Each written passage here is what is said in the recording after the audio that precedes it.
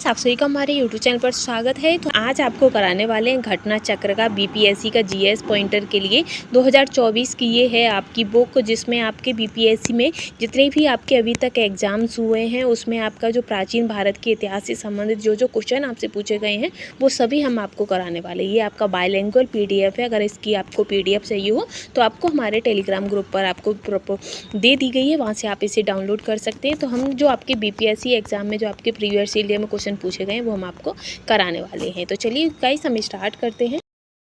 आज की वीडियो है आपकी भारतीय इतिहास से संबंधित। भारतीय इतिहास में भी आपका प्राचीन भारत को, जिसमें पहला ही आपका टॉपिक रहेगा पाषाण काल एवं सैंधव सभ्यता। तो इससे संबंधित जो आपके क्वेश्चन आए हैं वो हम देख लेते हैं। तो इसमें आपका पहला है कि प्रथम मानव जीवाश्म भारत की किस नदी से प्राप्त होता है। तो जो आपका जो भारत, जो हमारा पहला मानव जीवाश्म जो है भारत की किस नदी से प्राप्त हुआ है, तो नर्मदा घाटी से प्राप्त हुआ है। ठीक है।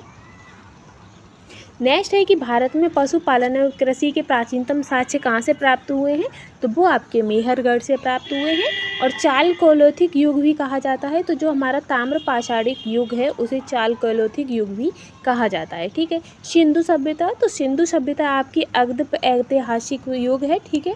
आगे हम बढ़ते हैं। तो आगे है आपका कि हड़प्पा में मिट्टी के बर्तनों पर सामान्यतः रंग का प्रयोग किया जाता था। तो हड़प्पा में जो मिट्टी के बर्तन प्राप्त हुए थे उसमें हमने देखा था कि जो लाल रंग है वो ज़्यादातर सामान्यतः यूज किया गया है। ठीक है। इसके बाद है कि इस हड़प्पन नगर में जुते हुए खेतों के निशान मिले हैं। तो कालीबंगा से हमें जुते हुए खेतों के निशान मिले हैं। इसी के साथ नेक्स्ट है कि लोथल, कालीबंगा, डाबरकोट और राखीगढ़ी में से वह स्थान जो कि हड़प्पा स्थल से इस संबंधित है और वो गुजरात में स्थित है। तो जो लोथल है वो आपका भोगवा नदी के तट पर, और लोथल ये आपका गुजरात में पड़ता है। ठीक है। आगे है कि सिंधु घाटी सभ्यता एक पतन नगर है। तो ये लोथल है। ठीक है। नेक्स्ट है आपका कि सिंधु घाटी सभ्यता की सबसे महत्वपूर्ण विशेषता क्या थी। तो यहाँ की सबसे महत्वपूर्ण विशेषता की, तो ये यहाँ के जो मकान थे वो पक्की ईंटों के बने हुए थे। साथ ही कला और वास्तुकाल के लिए भी काफ़ी इम्पोर्टेंट था।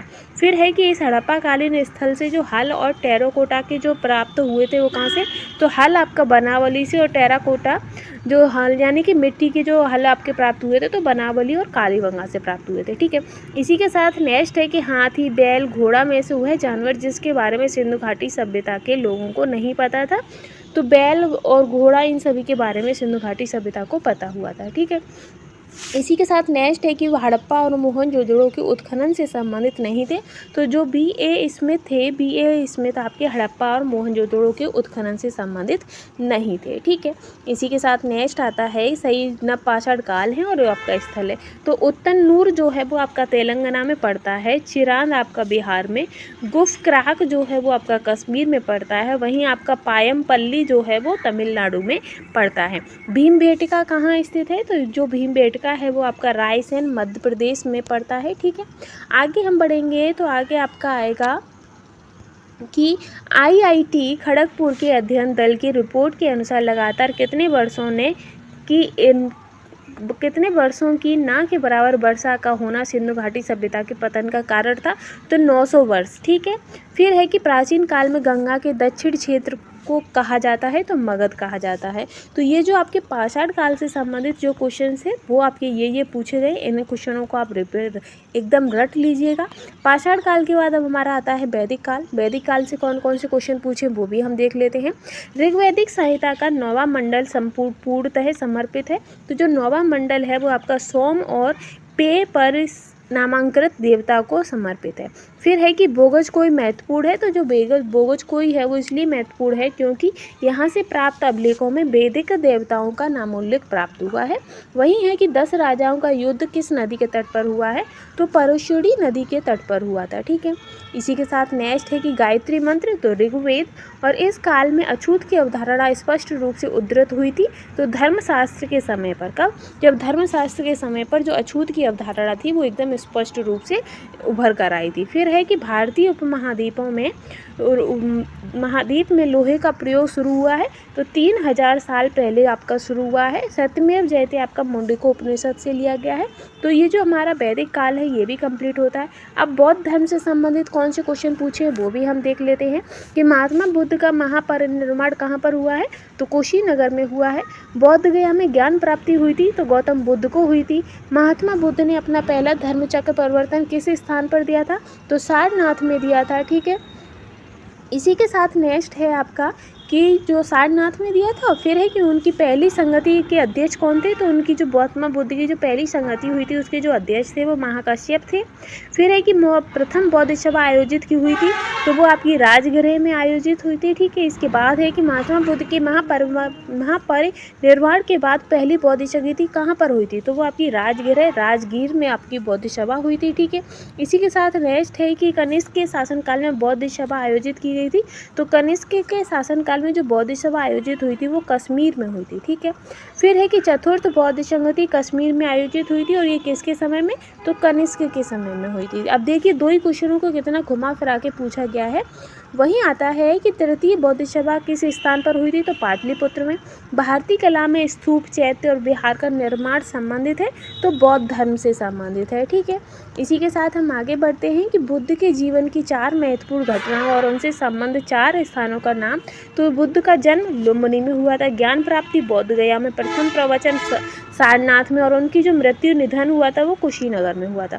गौतम बुद्ध का जन्म लुम्बिनी में हुआ था। महाबोधि मंदिर, तो गौतम बुद्ध को जहाँ ज्ञान की प्राप्ति हुई थी पीपल के पेड़ के नीचे, वहीं आपका महाबोधि मंदिर बनाया गया है। जो महाबोधि वृक्ष है वो इसी पीपल के पेड़ को कहा जाता है और जो वो पीपल का पेड़ है वो अब आपका 4थी पीढ़ी का पीपल का पेड़ है। ठीक है, आगे हम बढ़ेंगे, नेक्स्ट क्वेश्चन पर चलेंगे। तो नेक्स्ट है आपका बोधि वृक्ष, तो वो अब आपका 5वीं पीढ़ी का है। ठीक है, 4 पीढ़ी उसकी कंप्लीट हो चुकी हैं।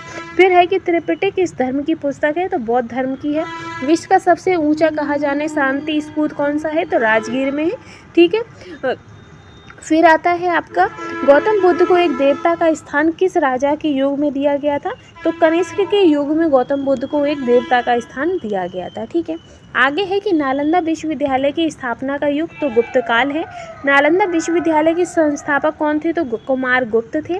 नालंदा विश्वविद्यालय विश्व प्रसिद्ध था, तो विश्व प्रसिद्ध किस लिए था, तो बौद्ध धर्म दर्शन के लिए प्रसिद्ध था। ठीक है, इसके बाद आता है कि विक्रमशिला विश्वविद्यालय किनके द्वारा स्थापित किया गया है, तो धर्मपाल के द्वारा स्थापित किया गया है। ठीक है, आगे हम बढ़ेंगे, नेक्स्ट क्वेश्चन पर चलेंगे कि बिहार में विक्रमशिला विश्वविद्यालय के संबंध में निम्नलिखित कथन असत्य है। तो यह बिहार के वर्तमान बांका जिले में स्थित था। इसकी स्थापना पाल वंश के राजगोपाल ने की थी।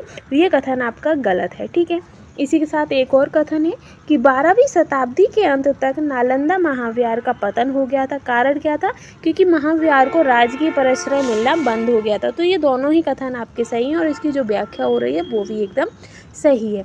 अब है आपका कि नव नालंदा महाविहार किसके लिए विख्यात है, तो ये पाली अनुसंधान संस्थान के लिए विख्यात है। फिर है बौद्धिस्तु पद्मपाणि की पेंटिंग स्थित है, तो अजंता में स्थित है।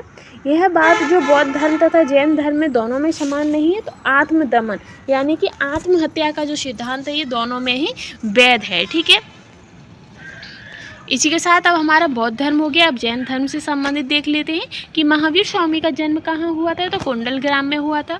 जैन धर्म के प्रवर्तक महावीर जी को मोक्ष की प्राप्ति कहाँ हुई थी, तो पावापुरी में उन्हें मोक्ष की प्राप्ति हुई थी। इसी के साथ है कि महावीर जैन की मृत्यु किस नगर में हुई थी, तो पावापुरी में। ठीक है, आगे हम बढ़ेंगे तो आगे तो ये आपका जैन से संबंधित भी कंप्लीट हो गया है। तो जो आपके प्राचीन भारतीय इतिहास से संबंधित जितने भी आपके बीपीएससी में जो एग्जाम्स में जो क्वेश्चन पूछे गए थे वो हमने कंप्लीट कर लिए हैं। आगे जो हमारी नेक्स्ट वीडियो रहेगी वो आपकी किसकी रहेगी, भारतीय संविधान की रहेगी। यानी कि हमारे जो बीपीएससी का जो एग्जाम्स हुआ है उसमें जो भारतीय राज्य व्यवस्था में शासन से कौन कौन से क्वेश्चन पूछे गए हैं, किस लेवल से क्वेश्चन पूछे गए, वो सभी हम आपको एक वीडियो में कंप्लीट करा देंगे। एक में नहीं तो 2 पार्ट में हो जाएगा। उसके बाद हम सामान्य भूगोल आपको कराएंगे। ठीक है फ्रेंड्स, आई होप आज की वीडियो आपको पसंद आई होगी। हमने एकदम क्विक रिवीजन किया है। अगर वीडियो आपको पसंद आई है तो प्लीज़ चैनल के साथ बने रहिएगा और हमें सपोर्ट जरूर करिएगा। आज के लिए बस इतना ही। Thanks for watching.